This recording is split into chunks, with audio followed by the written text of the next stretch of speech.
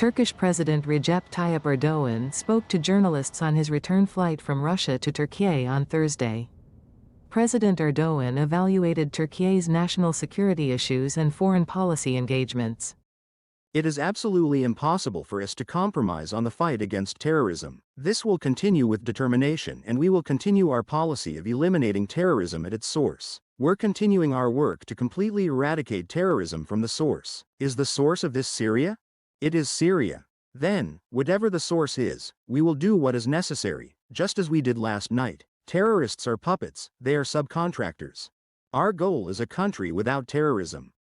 Erdoğan further criticized the United States for using terrorist organizations in the Middle East to serve its interests and Israel's security.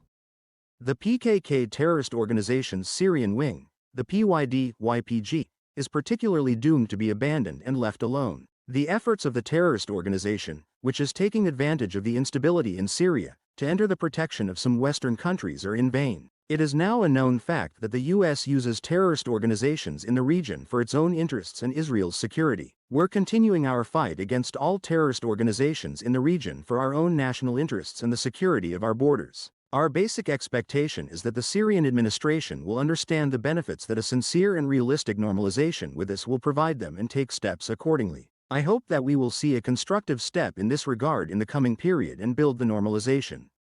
Shifting focus to international relations, Erdoğan expressed Turkey's interest in strengthening ties with BRICS nations, citing existing bilateral relations and partnerships. We want to develop our relations with BRICS. We already have long-standing bilateral relations and associations with BRICS member countries. BRICS and other platforms and international formations are also elements that strengthen us economically. We have always explained that we are both an Eastern and a Western country. Our further cooperation with BRICS, increasing the number of our economic partnerships and continuing this solidarity within the framework of mutual respect are in the interests of both BRICS countries and our country, based on the principle of win-win. The Turkish leader also called for a swift resolution to the ongoing war between Russia and Ukraine, advocating for peace negotiations and warning against the futility of war. We will continue to do our best to resolve the problems through diplomacy. Our desire is to start negotiations for peace between Russia and Ukraine as soon as possible, and to pave the way for a beneficial outcome. We will continue to work tirelessly to achieve this.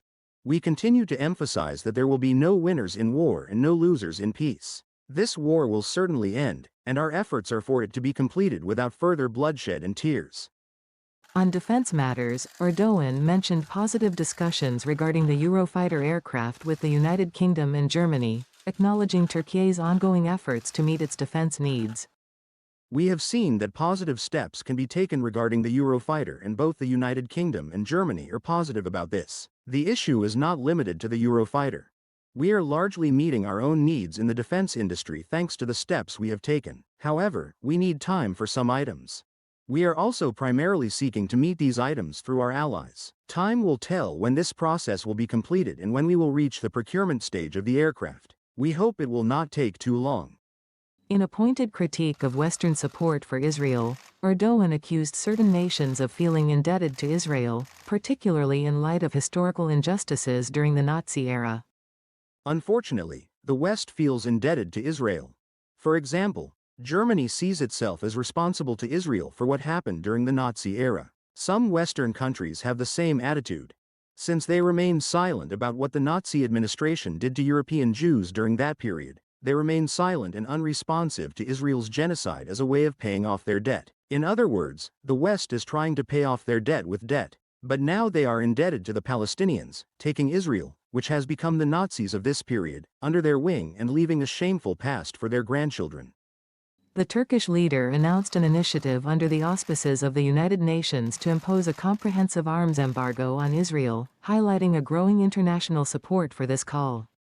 In order to stop Israel and prevent them from killing babies, children, mothers and fathers, we must block access to weapons. As of now, many countries, especially America and Germany, are unfortunately supporting Israel to continue its massacre with the weapons they provide. We have also initiated an initiative under the roof of the United Nations to find a solution to this problem and to impose a comprehensive arms embargo on Israel. The number of those who support this call is increasing every day. We hope that as the Humanity Alliance, We will make this initiative successful and open a door for lasting peace.